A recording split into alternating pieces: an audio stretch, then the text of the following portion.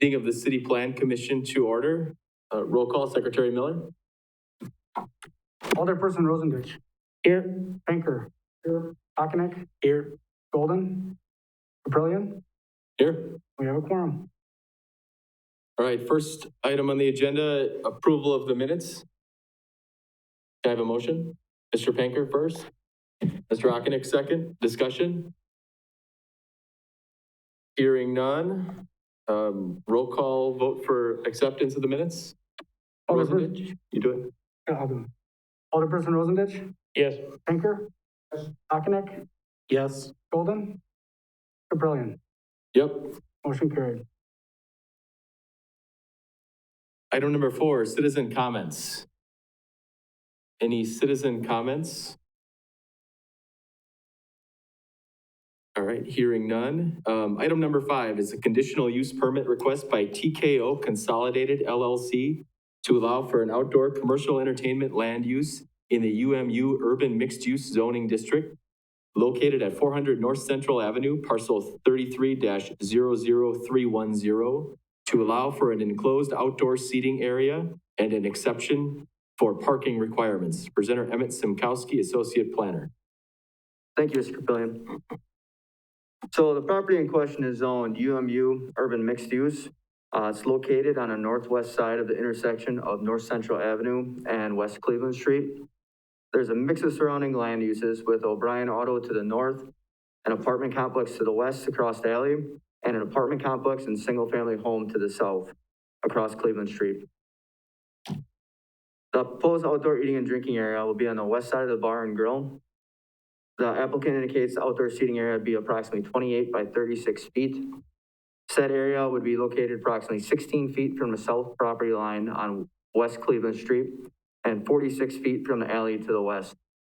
The area would be enclosed by an 8-foot-high vinyl fence, and the area would be used as a seating area to consume products purchased inside, and yard games such as bags would be available in the area. The outdoor seating area would be considered outdoor commercial entertainment and is a conditional use within the UMU zoning district. The primary concerns or purpose for having commercial entertainment use as a conditional use is due to the potential noise or conflict with neighbors. Because this area is currently used by patrons to smoke, converse, whatnot, staff feels that the additional offense would be an improvement and screen the area from neighboring land uses. Currently, the site provides approximately 6 off-street parking spaces, and a majority of the patrons utilize available on-street parking. Due to the floor area of the existing bar and grill with the apartment on upper level, 9 parking spaces would be required, and is currently not meeting the required on-site parking requirement. The addition of this area will require the property to have a total of 10 parking spaces and will eliminate 2 of the existing on-site parking areas. Because of this, the applicant is requesting an exception to the required on-site parking spaces to be allowed 4 on-site parking spaces and the remainder to be satisfied by the available parking on street. Parking is available on the north side of Cleveland and south side of Cleveland. Some other considerations with noise and nuisance, staff has reached out to the night lieutenants with the Marshfield Police Department to see if T-Bones or if any other bar or restaurants with similar outdoor areas have caused any concerns. They stated that there have been no complaints. However, they did request that if any noise complaint or any other complaint arises, that the operators and owners be responsive to these complaints and resolve them. Additional future parking, the applicant is also working with the city's engineering department on removing the driveway between stalls 7 and 6 on the site plan, and it's gonna be returning to curb and grass is the plan. This would open up approximately 2 more parking spaces. The applicant's initial plan was to have the area restricted from entrance from outside from the parking lot area. However, this would allow them to control who comes in the bar. However, commercial building code would require at least 1 means of egress within this area, but a gate may be installed to only be opened from the inside of the area. The location of the gate is undetermined at this point. Lighting, low intensity lighting in this area may be proposed in the future, but any exterior lighting must meet the standards in Chapter 18-104. I would also like to note that if at some point complaints do arise, the Plan Commission may choose to revisit this conditional use or revoke the permit or revoke the conditional use permit if complaints are not being resolved. The Plan Commission may set a date in the future to review any additional considerations with this land use. With that said, staff's recommendation is to approve the conditional use request by TKO Consolidated to allow for an outdoor commercial entertainment land use in the UMU Urban Mixed Use Zoning District, located 400 North Central Avenue, to allow a fenced-in outdoor seating area and an exception for parking requirements with the following condition. At least 4 parking stalls shall be provided on site. No amplified music shall be played in the outdoor eating and drinking area after 10 p.m. If alcohol is consumed within the fenced-in area, the applicant shall update the premises description for a liquor license. Minor site plan changes for the outdoor eating and drinking area may be approved administratively, provided they do not need additional exceptions from the zoning code or from any conditions approved with this conditional use permit. That is all I have. Thank you. Thank you, Emmett. This item does require a public hearing. Is there anyone in attendance that would wish to address the Plan Commission? Sir, please walk up to the podium, state your name and address.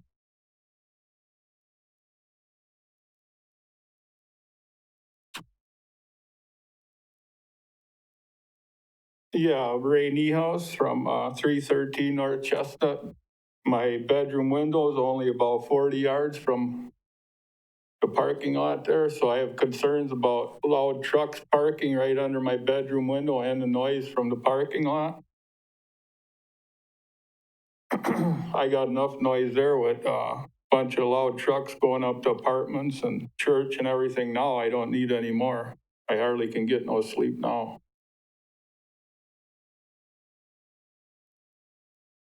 Thank you, sir. Is there anyone else in attendance that would wish to address the Plan Commission?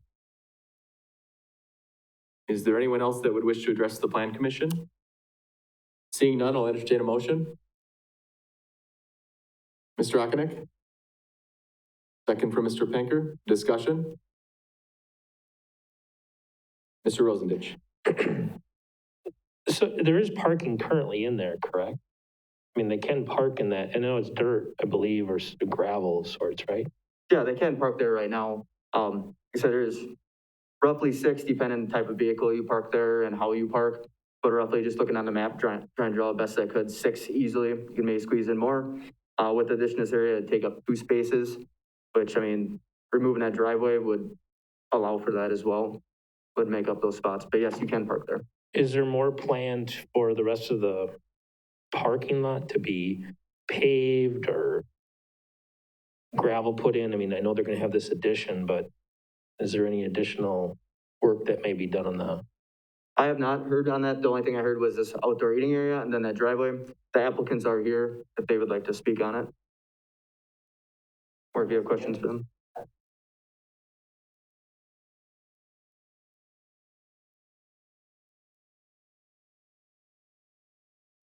And how soon?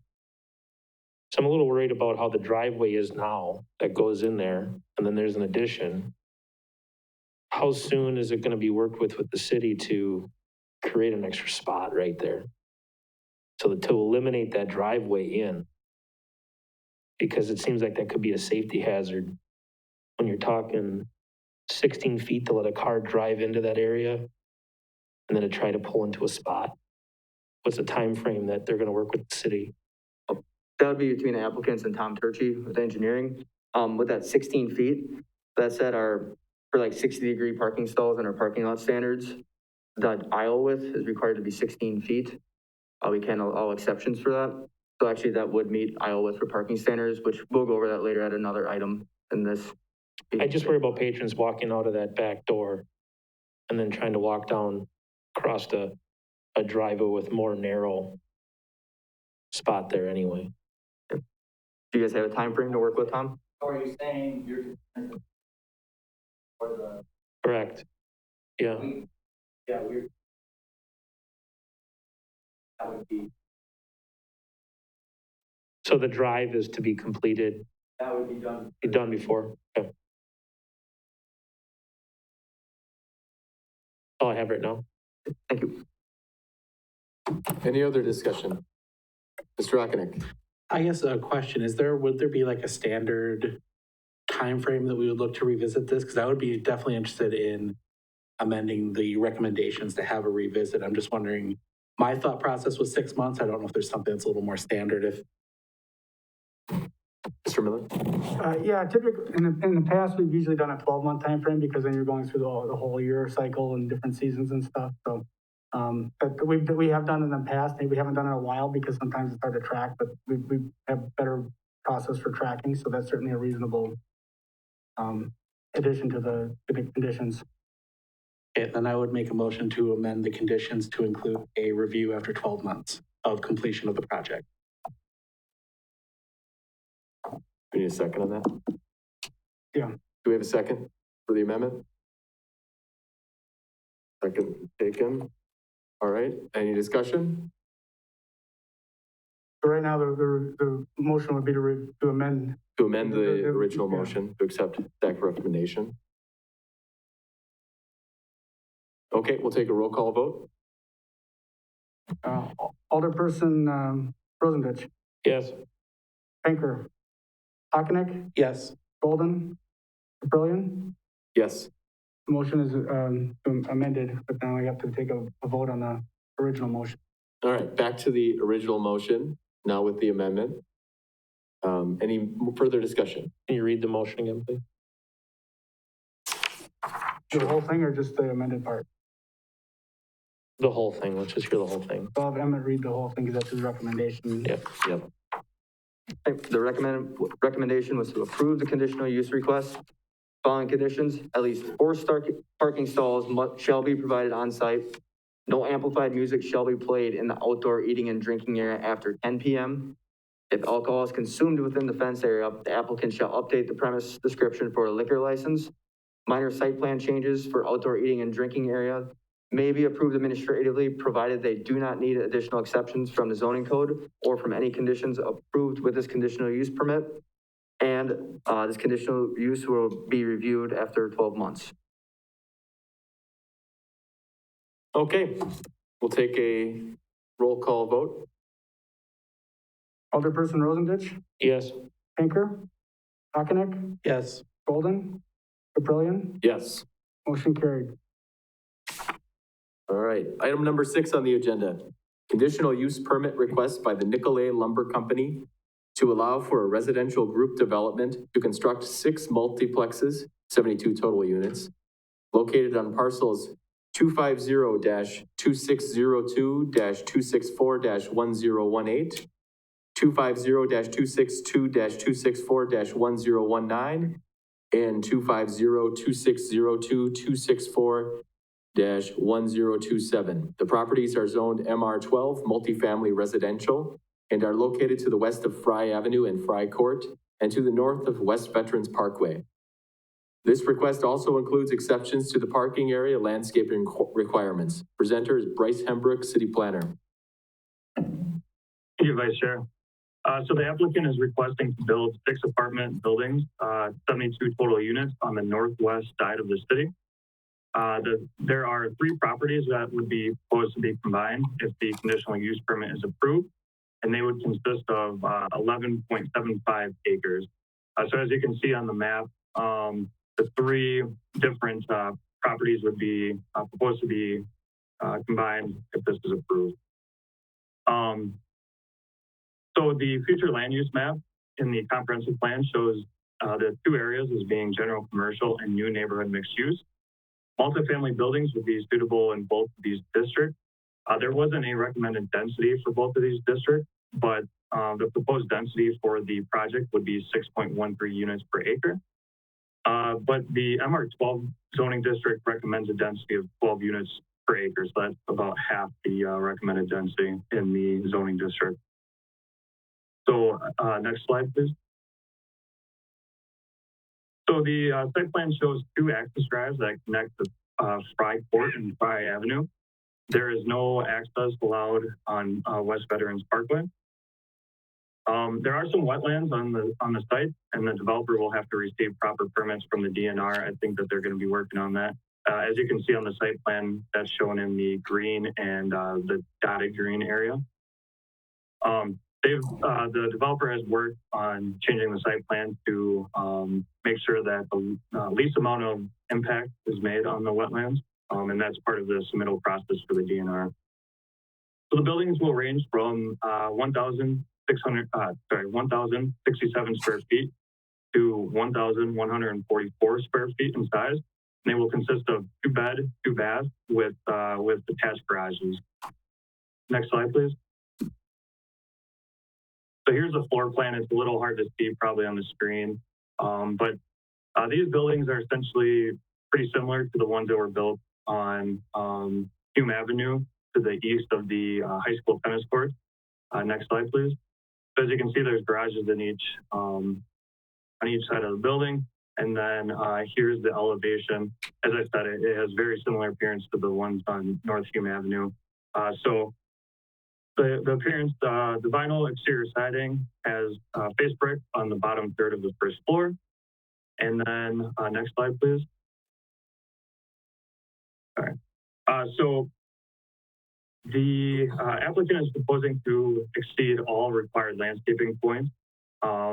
They are, however, requesting an exception to the landscape island requirement in order to allow for 13 parking stalls per row instead of 12, which is a typical requirement. So they're good with landscaping except for the landscape island requirement. Parking, they're proposing to provide 151 stalls, which is well over the requirement of 1 space per unit, which would be 72. Parkland Dedication Fee, we recently went through the Parks Recreation and Forestry Committee. They reviewed this project and recommended that the developer pay a fee in lieu of the Parkland dedication. The total amount that would be owed is $10,800, and this would be due prior to the final approval. I kind of touched on it in the staff report, but the applicant is working with Marshfield Utilities and the city in order to determine adding water and sewer lines along Frey, Court and Avenue in order to help support future growth. So the neighborhood, there are single family homes to the south and to the west, southwest, I believe, farmland to the north and northeast, and then a mobile home park to the east. So it's generally a low to medium density, probably more of a medium density residential neighborhood, and then farmland to the north. The comprehensive plan mentions that increasing density is a critical factor for providing more affordable infrastructure, and this development could potentially lead to developing this area in the future. So the additional residential options, the added tax base and utility infrastructure, and the additional farmland to the north and northeast might open up new areas for future development. Future development would likely not occur anytime soon without a large-scale project that would require utility extensions. The biggest adverse impact is likely the additional traffic, which is not expected to be really much of an issue. So with that, the Plan Commission ultimately has 3 options. They can recommend to approve the request with any exceptions, conditions, or modifications. They can deny the request with justification stated, or they could table the request. So with that, we have a long list of conditions, but the recommendation would be to approve the conditional use permit request by Nicolay Lumber with the following conditions. Number 1, the exterior of the principal building should include architectural features such as the brick facade around the bottom edge of the buildings and vinyl shake siding on the roof portion of the gable walls. Number 2, the parking lot is permitted an exception from the parking lot landscape island and peninsula break requirement. May have up to 13 consecutive stalls without a parking island. Number 3, the amenities such as the office, mailbox, and dumpster enclosures are approved as part of this request, provided all building permits are obtained. The Parkland dedication fee of $10,800 shall be paid upon final approval of the project and prior to the first building permits being issued. Number 5, minor site adjustments may be administratively approved, provided the minimum setback requirements are met. Number 6, the construction for the proposed buildings shall be completed by the end of August 2023, unless granted an extension by the Common Council. Number 7, final certified survey map combining the subject properties must be submitted prior to the building permit approval. Number 8, the developer shall work with Marshfield Utilities and City of Marshfield staff in order to determine on the extent and the location of sewer and water mains along Frey Court and Frey Avenue in order to plan for future growth.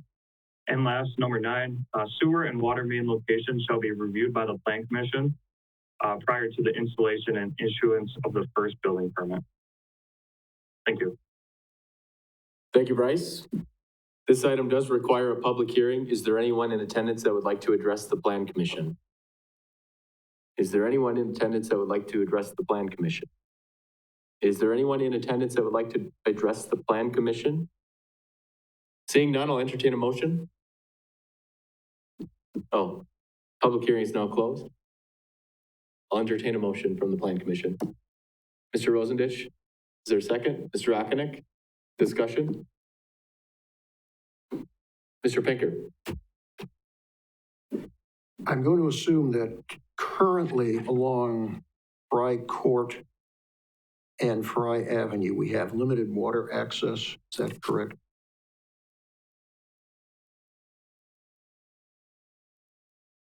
Yes.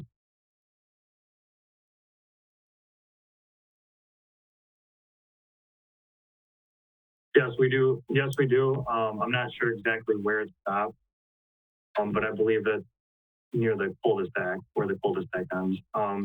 John Richmond is here from Marshfield Utilities. He may be able to maybe be more detailed. Yeah, the water main is extended along Veterans Parkway up until just short of the cul-de-sac at Fry Court. And it does extend back towards Fry Court a little bit, but it does not completely reach the cul-de-sac. That's a dead-end water main, and there's no other water main anywhere near there other than that one location.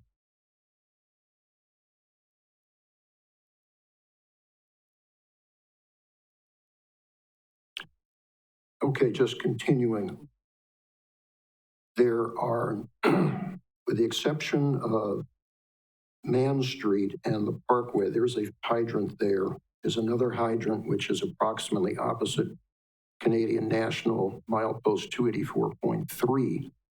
And then other than that, you have the hydrant, which Mr. Richmond indicated is a dead end type situation. And there are no other hydrants around there. Now, according to the fire department, you're looking at hose blaze potentially reaching 1,000 feet without any additional hydrants. And I'm very concerned about that. And that becomes a manpower issue as well as an equipment issue. You need a pumper to increase the pressure with a lay that long. In addition, if you're looking at if you're looking at a worst case scenario with some sort of water interruption with no continuous water up there, that becomes a nasty situation relative to firefighting. And if there is a lack of water up in that area, it's very possible that you're going to have water tenders coming in from the town of Mcmillan and Spencer. So I'm quite concerned about that. And right now, given those conditions, I will not vote to approve. Yes, sir. Can I have you please go to the podium? My name is John Moss. I work for the engineering company, put the plans together for Nicolay Lumber Company. And if I'm not mistaken, there's a water tower of the city of Marshfield within probably 1,000 feet of this proposed project.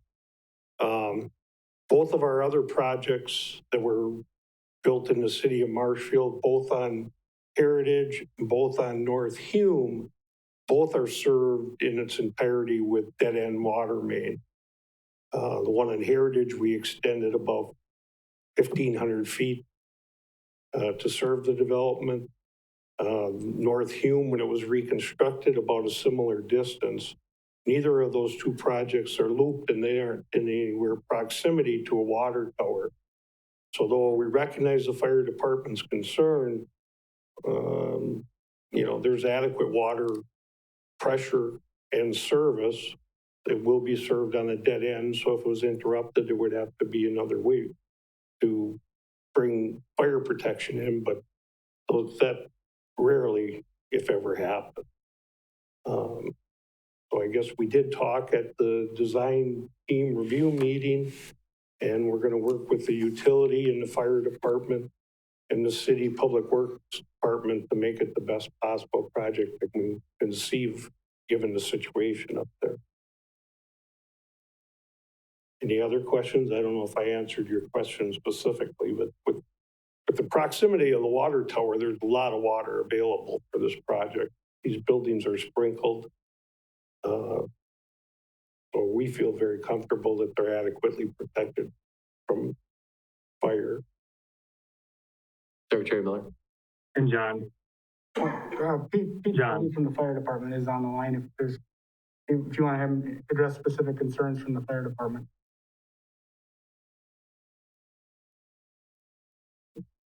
Mr. Fetty, do you have any statements?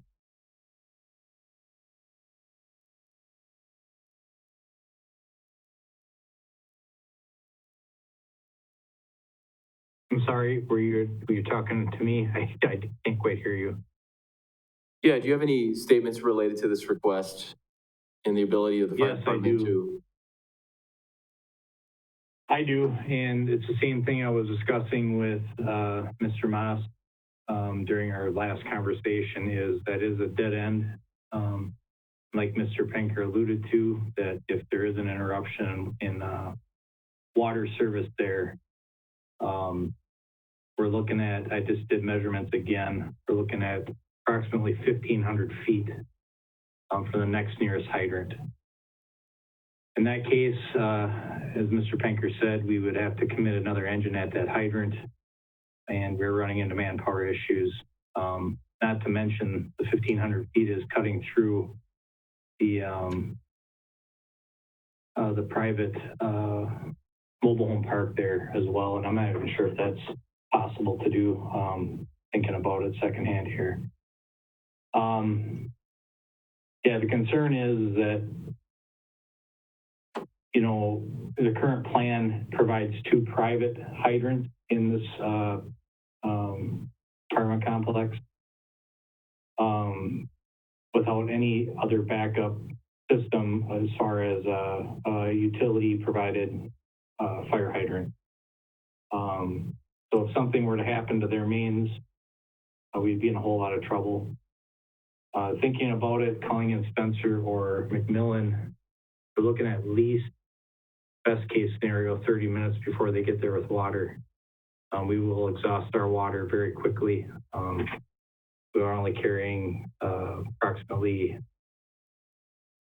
2,000 gallons, which isn't a whole lot. So those are the main concerns that we have. Mr. Moss did state he would work with utilities, hopefully extending a main up Fry Court and providing a couple more hydrants up that way.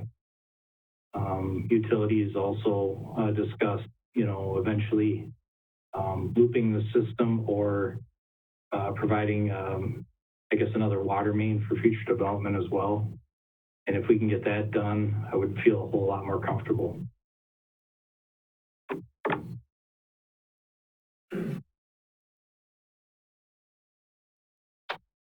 Other discussion? Mr. Rosendich. Josh, can we amend the motion to require the development to work with the utilities to extend it? That would be a requirement in the construction? That was already part of the condition, that they would work with them. We don't have it as a condition to loop it. The condition was to work with the utilities and city to extend it along Fry, which helps it to get looped in the future, but it wouldn't be part of that. That's not part of the motion now. The other part is that the Plan Commission would review the extensions before the building permits issued. So you'd have another crack at it. We have it just review. You could review and approve it if you wanted to. So you could bring this back as a, you know, as part of an approval process as a condition.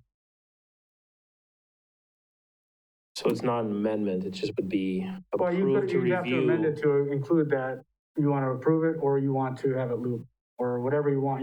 Yeah, basically what the current motion is that they would be reviewing it, bringing it back for review, any comments, but we don't have, if you want to change that, you'd have to amend the motion.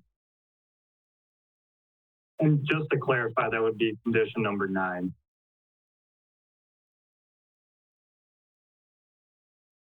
That.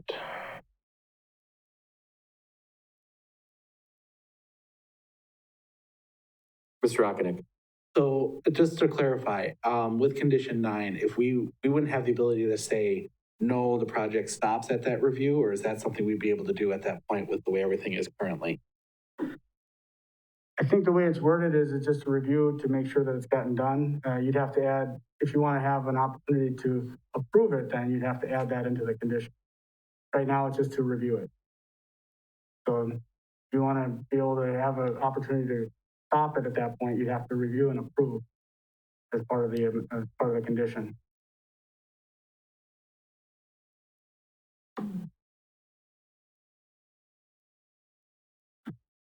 Mr. Ockenick. I guess then I would make a motion to amend the recommendations to review and approve, and whatever necessary stuff is necessary, that we have an opportunity when the sewer and water main plan comes back to us to be able to say, no, this isn't what we're looking for, and send it back to them. Is there a second? Mr. Rosendich. Discussion. Mr. Penker. I have a question for Josh. If we're talking sewer and water on public property, does that classify as a public project that needs our review rather than approval? That would meet the 6223, sorry, the statute 6223 is a review. If you put it as a condition to approve it, though, that would also trigger an approval process. So right now, it's an automatic, if you're going to extend the sewer and water, it would be part of that 6223 review process. That's why we included it in the conditions.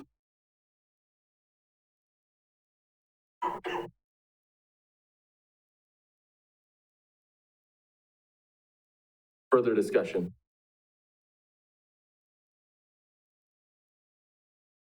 Hearing none, we'll vote on the amendment to the original motion. Secretary Miller? Alderperson Rosendich. Yes. Penker. No. Ockenick. Yes. Golden. Yeah. Caprillion. Yes. Amendment is approved. All right, we're back to the original motion plus the amendment. Can we get a summary of what we're about to vote on? Bryce will have you summarize the conditions. Yeah, do you want me to read the entire all the conditions, or just the one that was amended? I'm comfortable with the amended one. Yeah, so the 9th condition was amended to be sewer and water main locations shall be reviewed and approved by the Plan Commission prior to the installation and issuance of the first building permit. Discussion? Hearing none, we'll take a vote. Alderperson Rosendich. Yes. Penker. No. Ockenick. Yes. Golden. Caprillion. Yes. Motion carried.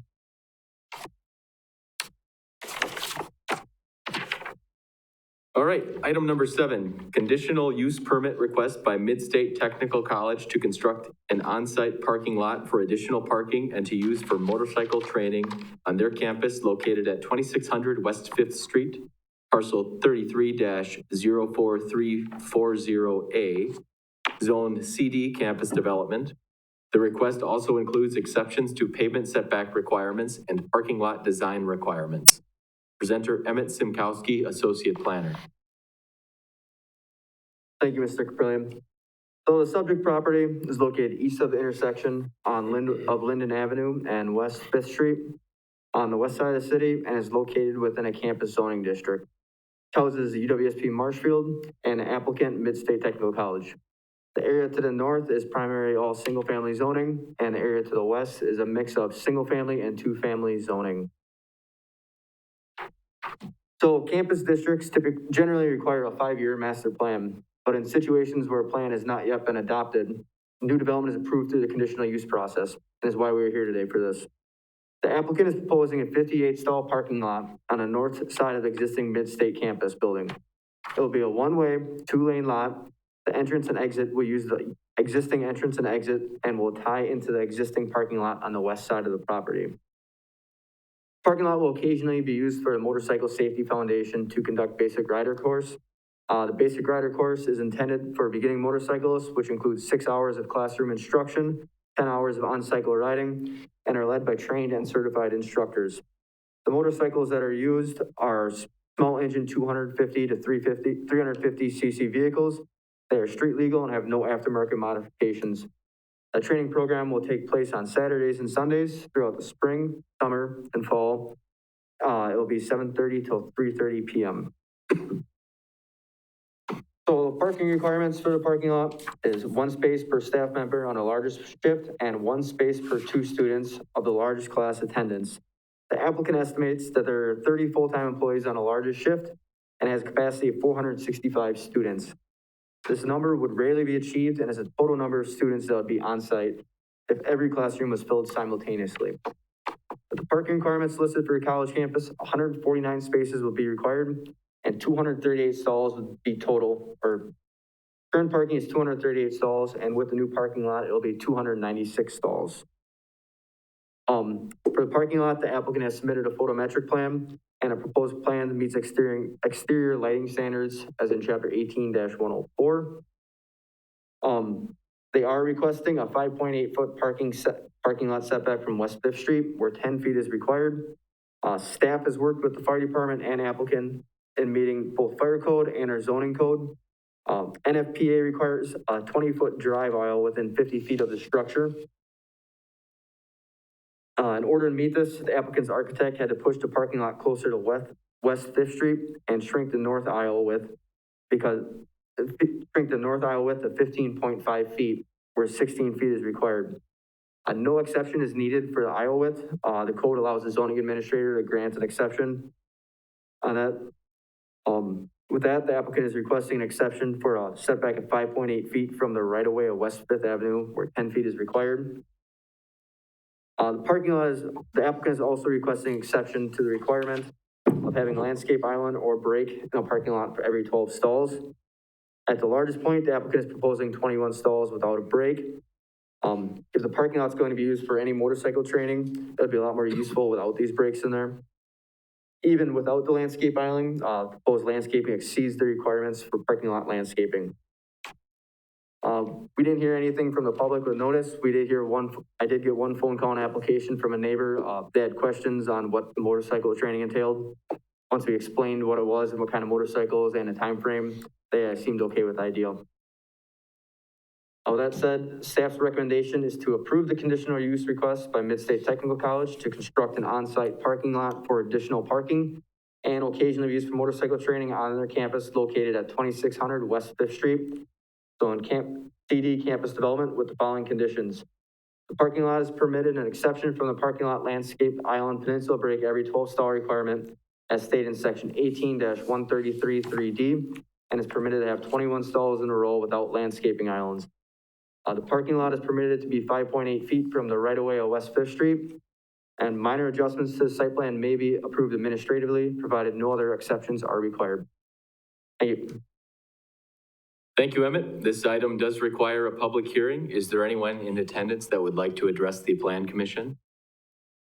Is there anyone in attendance that would like to address the Plan Commission? Is there anyone in attendance that would like to address the Plan Commission? Last call. All right, the public hearing is now closed. I'll entertain a motion from the Plan Commission. Mr. Rosendich, is there a second? Mr. Panker, discussion.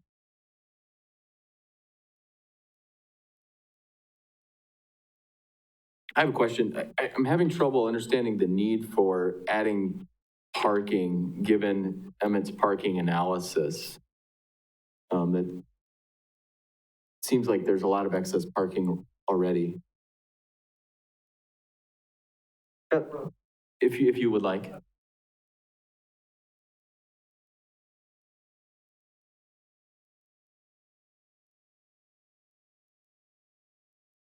The Marshfield campus is designed so that it has essentially two wings and then another. It's almost like a U shape. all of our parking currently, except for a very small visitor parking section at the very front, or sorry, on the west side of the campus. So students, and almost every student uses what would be the southwest entrance. Some of them have to walk through the entire campus to get, particularly in the nursing, some of our heaviest programs actually are nursing programs. The intent is to provide more parking for visitors towards the front of the campus, as well as the students who attend the classes on the east side, more of the campus. Secondly, we have the current parking lot. We do not have the capability of doing motorcycle training, which is something that we've determined as a need. We had, I didn't bring the paper with me, but I think 100 students who came to the Wisconsin Rapids campus from out of districts, or not out of districts, sorry, but out of the Wisconsin Rapids area. So for instance, from Marshfield to take that motorcycle training class there. So we saw a need for that. Three ultimate things: provide more parking for students in that part of the building, put more foot traffic towards our front entrance where the bookstore and everything else is. And then of course, ultimately to be able to provide that motorcycle training as well. Can we get your name and address too for the minute? Absolutely. My name is Matt, M-A-T-T. Last name is Schneider, S-C-H-N-E-I-D-E-R, with Mid-State Technical College. You want my work address or my home address? Did you say email? Oh, okay. Very good. Thank you. Yep, thank you.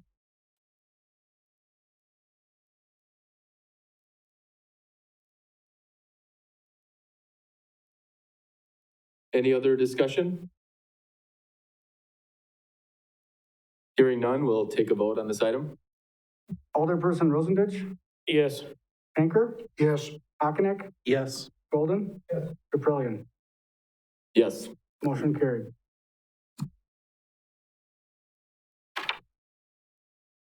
Item number 8, rezoning request by Pat Zimmerman to rezone the property located at 307 East 21st Street, parcel 33-06265, from SR3 single-family residential to TR6 two-family residential. Presenter Bryce Hembrook, City Planner. Thank you, Vice Chair. Yeah, so the applicant is proposing to rezone the property from SR3 single-family residential to TR6 two-family residential, and he's planning to build a duplex on the site. So on the location map on the screen, you can see that it is located on the south side of town, to the north of the Marshfield Mobile Home Park. The future land use map and the comprehensive plan identify this area as being medium density residential, and the ideal land uses in this future land use district is single family, two family, and townhouses. The recommended density for this district would be 3 to 10 units per acre. The land uses that would be permitted by right in the TR6 district would be single family homes, 2 flat, twin houses, duplexes, and small scale indoor institutional land uses. The proposed density would be 7.4 units per acre, assuming that a duplex is built. A duplex would also meet the minimum lot size and lot width requirements. The neighborhood, it's a medium density residential area with, as you can see on the map, single family to the northwest and directly to the east. There are also some duplexes to the east and southeast, and then some apartments to the far east. And then across the street and behind the property is the mobile home park. So it's generally a medium density residential because of the mobile home park and the properties that are zoned TR6 to the southeast and east. So based on the comprehensive plan recommendation surrounding neighborhood and the city's need for housing, staff believes a two-family residence is appropriate in this location. Staff did receive a few emails and calls from neighbors that opposed the rezoning, and they cited potential decrease in property values, traffic, and concern about adding more rental housing in the neighborhood as their main concerns for main reasons for opposing this request. I will also be reading a letter during the public hearing from one concerned neighbor. But with that, next slide, please. Then as I mentioned, here's the future land use map. It's medium density, and then to the north is low density. With that, the recommendation would be to approve the rezoning request by Pat Zimmerman to rezone the property located at 307 East 21st Street from SR3 single family residential to TR6 two family residential, and to direct staff to prepare an ordinance for common council consideration. Thank you. Thank you, Bryce. This item does require a public hearing. Is there anyone in attendance that would like to address the Plan Commission? Is there anyone in attendance that would like to address the Plan Commission? Is there anyone in attendance that would like to address the Plan Commission? Bryce does on behalf of a concerned citizen. Thank you. So this comment comes from Joe Tippett, and he lives at 301 East 21st Street. It is the property directly to the west.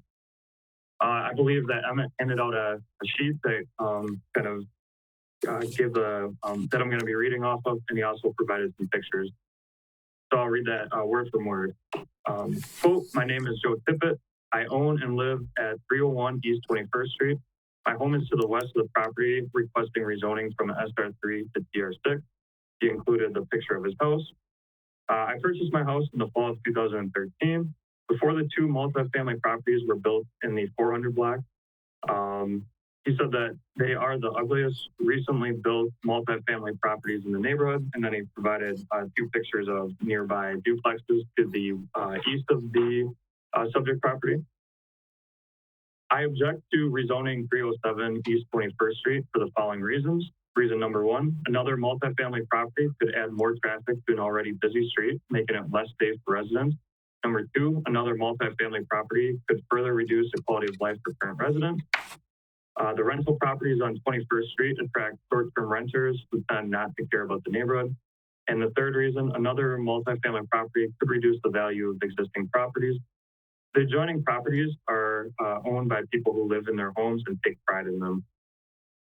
The person who purchased the property made the choice to buy a lot that was zoned for SR3, single-family residential. They have the option to build a high-quality single-family house and charge more for rent. The current residents in the 300 block of East 20th and 21st Street would greatly appreciate not rezoning the property at 307 East 21st Street. Thanks, Joe Tippett, 301 East 21st Street, Marshfield, Wisconsin, 54449. Thank you. Is there anyone else from the public that would like to address the Plan Commission? Seeing and hearing none, we'll close the public hearing. I'll entertain a motion from the Plan Commission.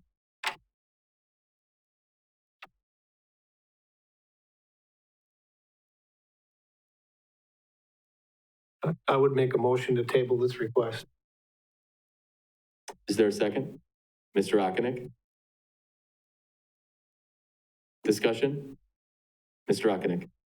I'd like to hear back a little bit on some of the concerns with like the traffic, knowing 21st Street and having used it for different reasons. It's probably not up to the standard it needs to be if we're going to have a lot of these two-family homes moving into the area. I mean, it's literally just a stretch of pavement wide enough for two cars and some ditches. So I'd love to see if we can hear anything from the Public Works Department on any plans for upgrades or things like that that may come to it before we vote on this, because I believe that that's probably the concern that I most have on this particular topic. So.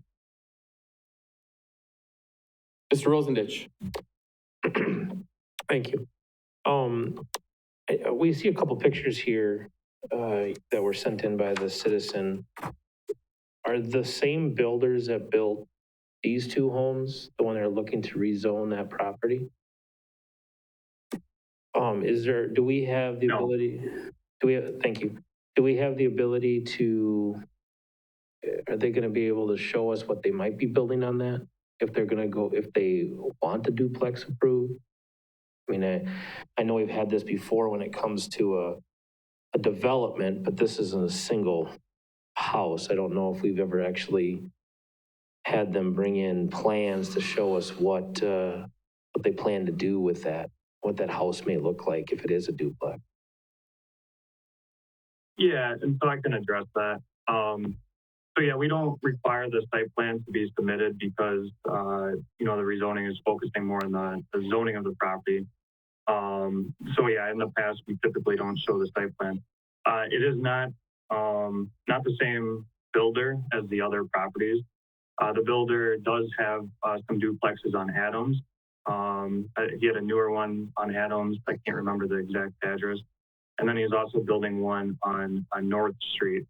So those would be good examples of kind of his style of building. But for rezoning, we don't really have the authority to really approve a specific site plan / building design.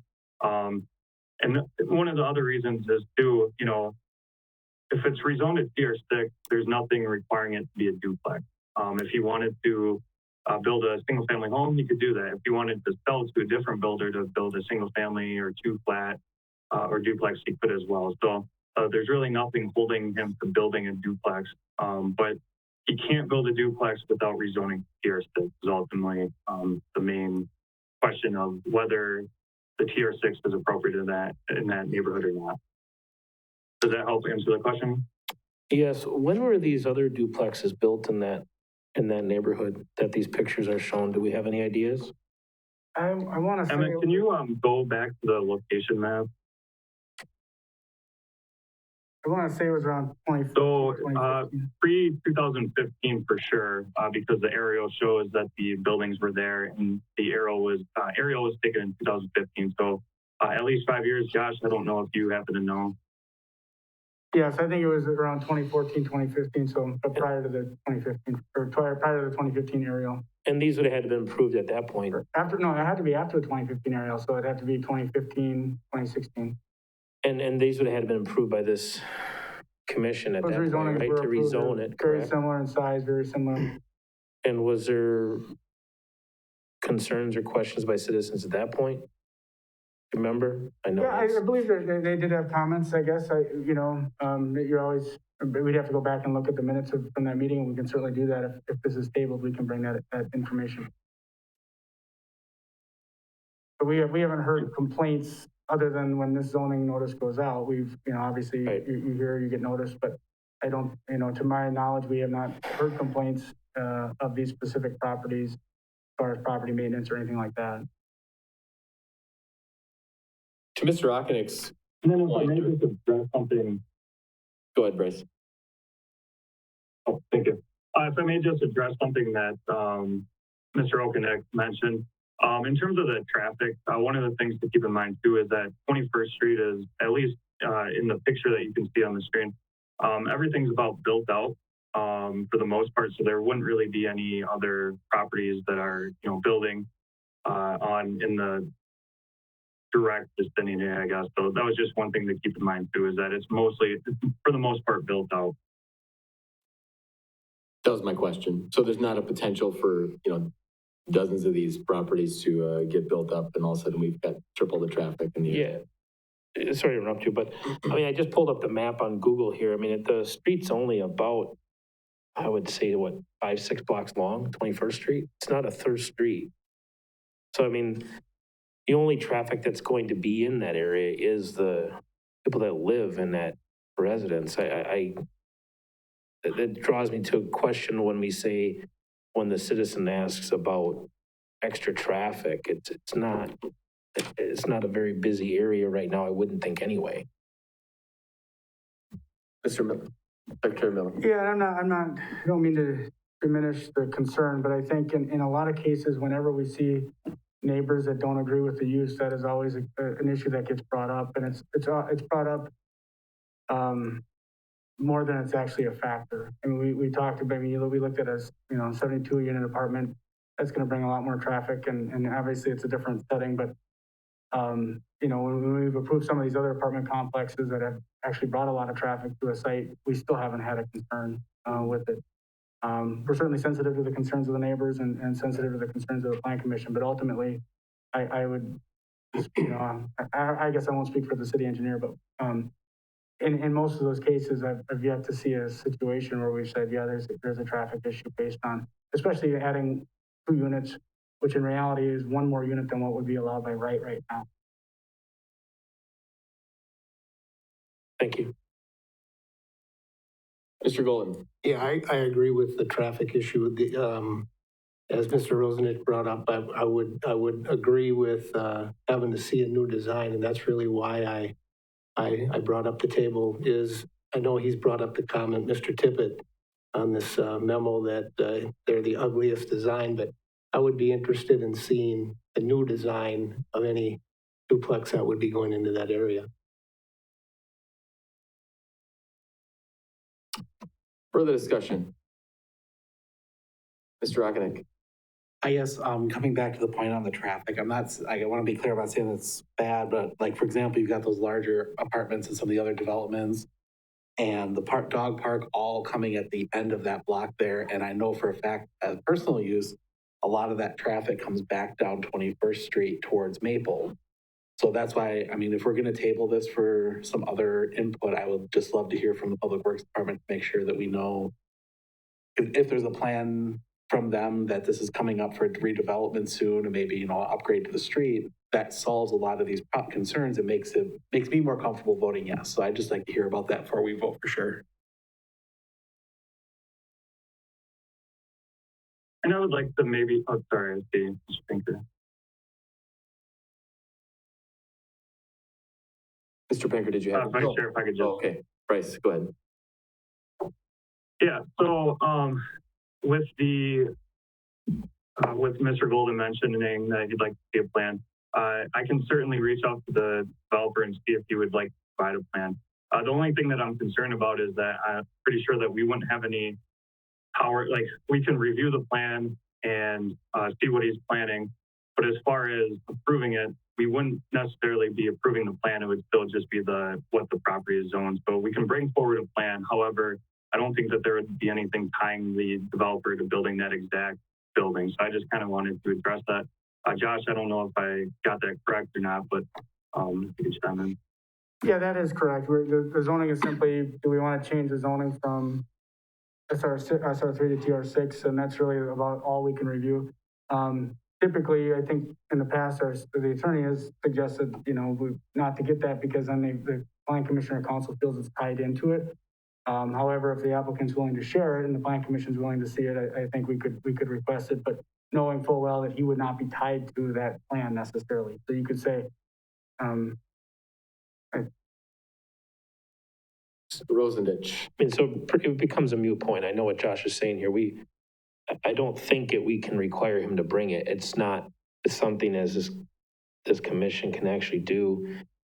I think what it would honestly do is just kind of nullify if we're going to say, yeah, that's great, it looks fine. But just to go back onto this and the citizen that writes this, I think honestly, if we're talking about isn't like the way these other ones look, I think that's something that we could maybe direct him to talk to city ordinances, if the grass isn't being cut, things like that they have to manage to better suit that neighborhood. But with the duplex, I don't have a problem. It just seems like we're starting to see these more and more, but that's also because of building costs and things like that. So I don't have a problem with duplexes. I just want to make sure the land is being used properly. So I guess I don't think we really need to see the plans because we can't do anything with them anyway. Us or the council. Mr. Pinker. Zimmerman's have the duplex, recently completed duplex on Adams between Arlington and 11, which could provide an exemplar for what might go in here. And I emphasize the term what might go in there. I'll agree with Alderman that, requesting a plan is really a moot point because it's not something that we can deal with.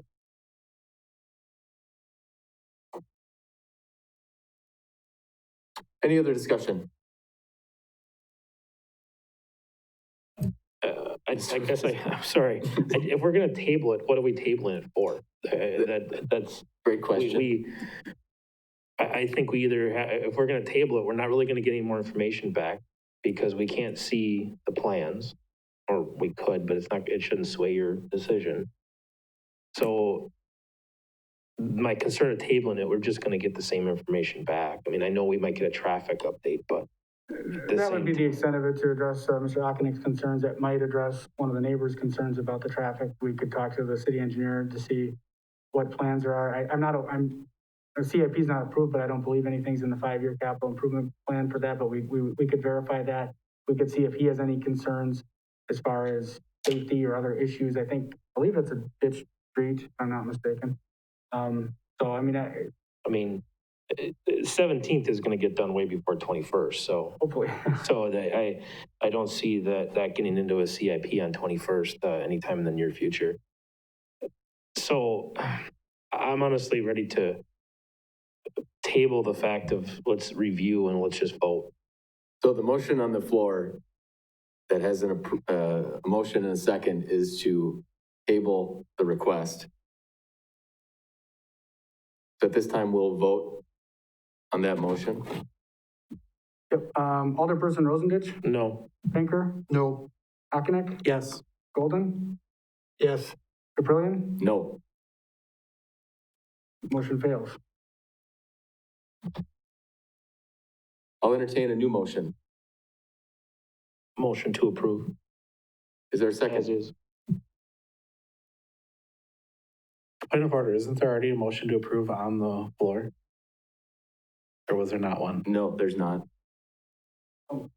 No. Am I allowed to motion? Am I allowed to make a motion? You have a second. I need a second.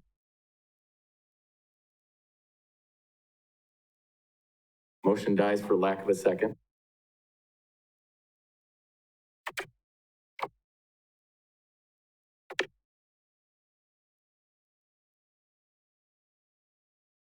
So essentially, I think ends that it doesn't get approved for rezoning. Okay, moving on.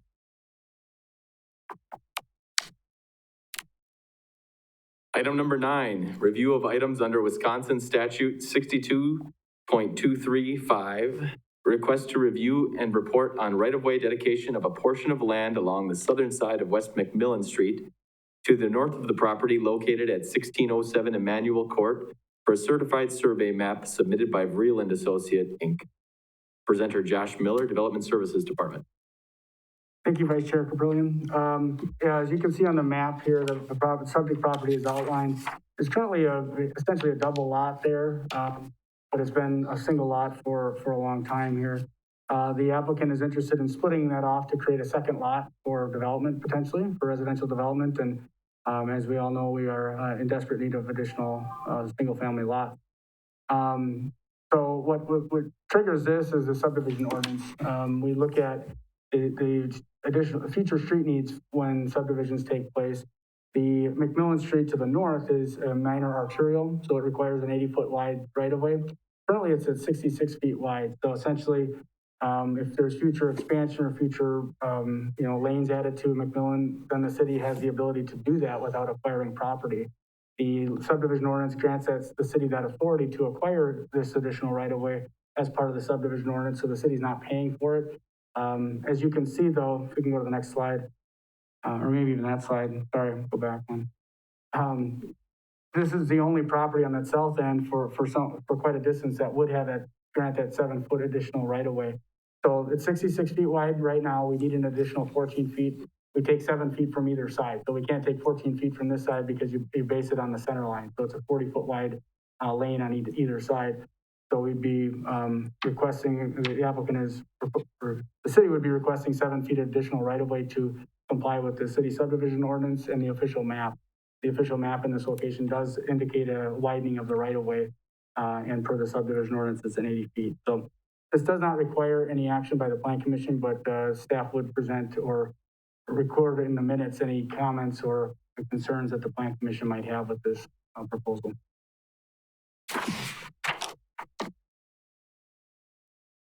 Thank you, Josh. This item does not require a vote or a public hearing. Any discussion, questions from the Plan Commission? Mr. Akinek? This isn't for, obviously this isn't for any near developments, but would this cause any problems down the road if there were to require the right-of-way from everyone else? Or is that just kind of a thing where the city can just go, all right, this strip is ours now? Well, I mean, by ordinance, the city is kind of required to get it when it can. I don't believe, there's not any plans to do any widening, but as you know, Mcmillan's probably the third busiest street in the city. Busier over by Central, but this incurs a lot of clinic and hospital traffic. In the future, there might be some widening or some lane additions at some point, but this 7 feet does allow the city to, you know, continue to request it. Now, there's probably not going to be very many subdivisions along the south end. Additionally, there's a major power line that goes along the south edge of the road here, so that'd be tough to move.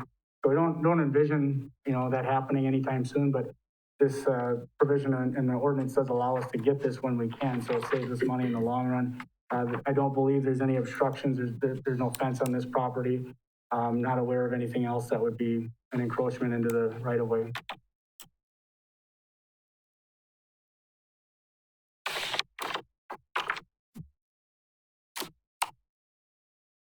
Any other discussion, questions?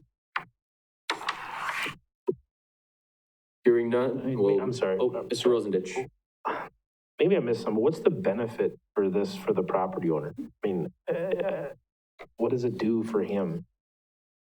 Well, it doesn't do anything for the property owner. It's a benefit to the city and the taxpayers of the city to reduce costs if there were to ever be an expansion or widening of the street. Because it says in the back when the property owner is proposing to subdivide.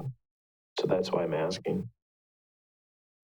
I'm sorry, what does it say? Or what? The background portion of this says the property owner is proposing to subdivide. Oh, what is it? The actual action, the subdivider is proposing to get a second lot out of their property. So if you go to the previous map, that entire property is all one piece. Right. And then the subdivider, the property owner is getting lot two there, on okay. So they're looking at potentially, you know, you buy a bigger piece, you have an opportunity to, you know, lots go for a pretty good chunk of money. So it's an opportunity to sell a lot. And that's the true size on that secondary lot, the almost half acre? Yeah, yep. Wow.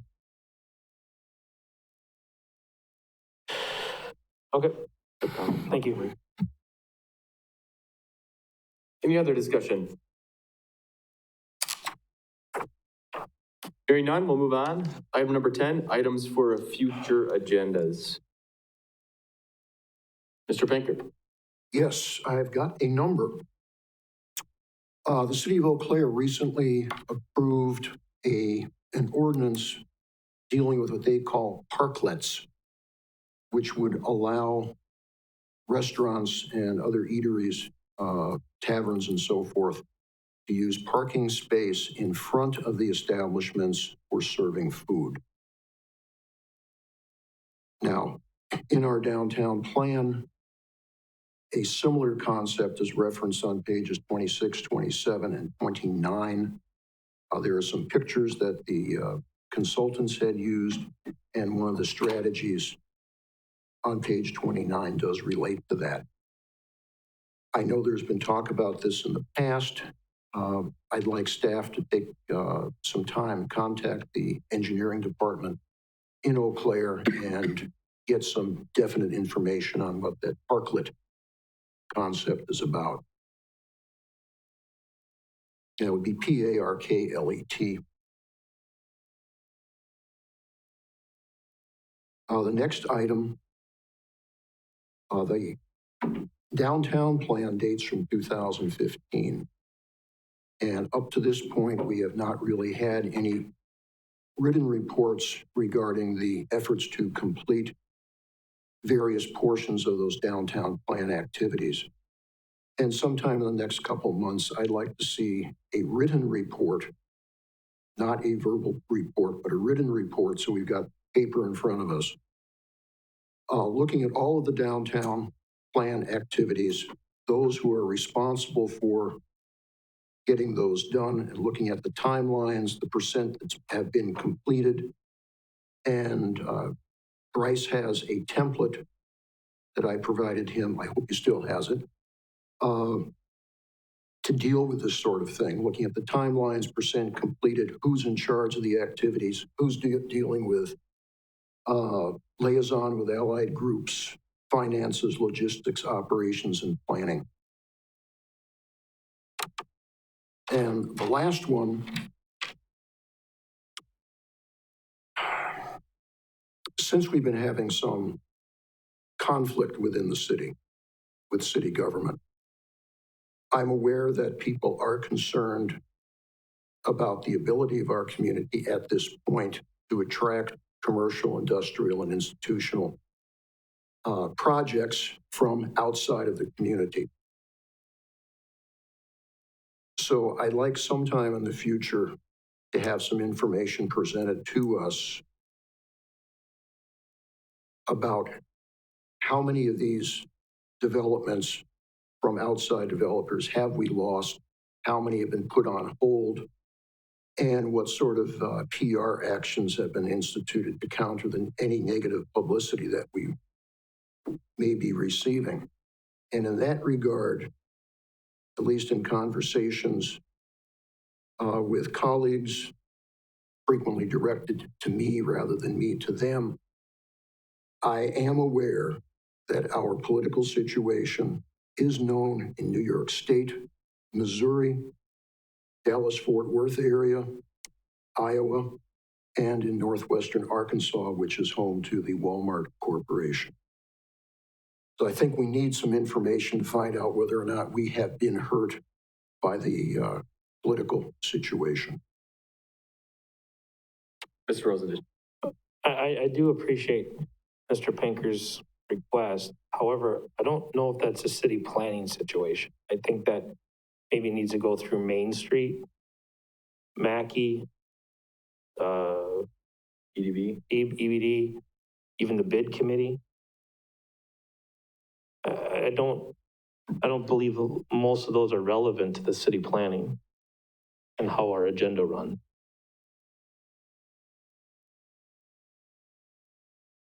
John? Mr. Pinker.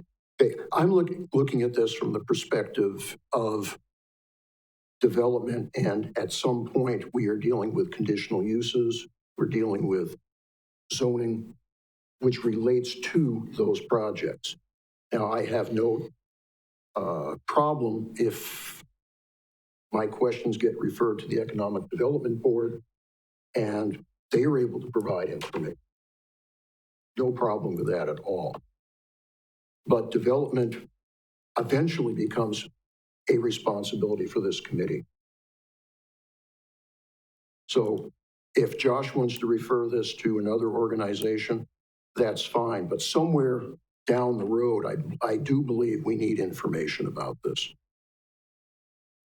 Secretary Miller. Yeah, I think it's a great question. I do think it's something that we've struggled with and have struggled with for a little while. I guess the $1 million question is, how do we get that information? I don't even know where we'd start to get something that we'd missed. If we missed out on a project that we didn't even know about, it'd be hard to know how we missed out on something. There's been projects that we've missed out on because we've had a lack of land or the council has turned it down. But if somebody hasn't applied to something, I don't even know how we approach that with, I'm not sure. I mean, I'm open to it. I think it's a great question, and I think it's something we should get to the bottom of and try to solve our PR situation, because we do have an issue. And I've heard that, but I don't know that I've heard a specific company or a specific project not happen because, and I don't know how we'd find that out. Well, hopefully Scott Larson would have some information.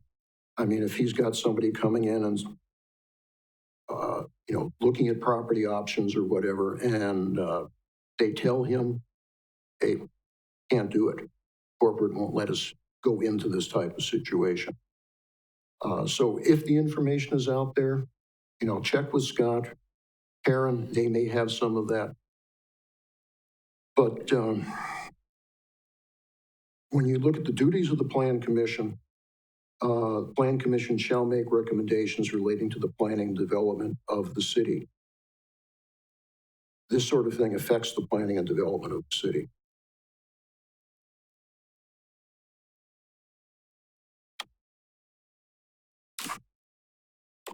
Mr. Rockening. On a separate topic, but something I'd like to hear back from. We now, especially in the last few months, we've seen a lot of these little duplex projects come along. And it's a rezoning where it's really difficult for us to know what's going on. I guess I'd wonder if any other communities have a different process for these little single lot duplex developments that maybe would give us a little more control over, you know, maybe it's through a conditional use permit or something in a existing smaller district that would allow us a little more control over some of the aspects of the project to make it fit into the neighborhood a little more. I've seen, obviously we had the development off of Lincoln. We've had a couple duplex projects that have come up over the last, especially 6 months, I think. So I just would like to see if there's a process that another community has that would give us a little more control over that process for, specifically for these little one-off projects. I can respond to that. Bryce? If that's okay, Vice Chair. Yes, please. So probably the simplest solution would be to look into making duplexes conditional use in the tier 6 district. That's probably the easiest option. Municipalities wouldn't really do rezonings any differently than we do here. It's just they would have different, uses that are permitted by right. So we can certainly look at that. It's most other municipalities have at least one two-family district where two-family is permitted by right. So that's something that we can look at. I guess we can come back with maybe how other municipalities look at it. Secretary Miller? Yeah, not to belabor the point, and it is something we've looked at in the update to the current zoning code. So looking at what we can do to either have more control over it. We would recommend at least one district that allows it by right.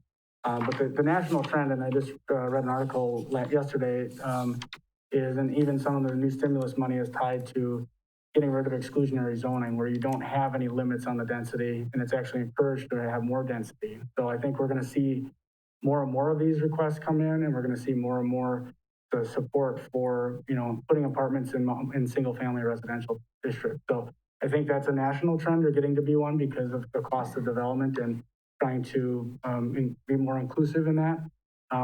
Whether or not you agree with it, that's something that we're starting to see. John? Mr. Pinker?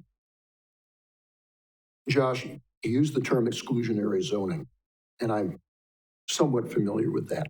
But could you get us some information about what is going on around the country in terms of this exclusionary zoning and what the potential effects could be for us, especially since our residential properties or developable properties are few and far between?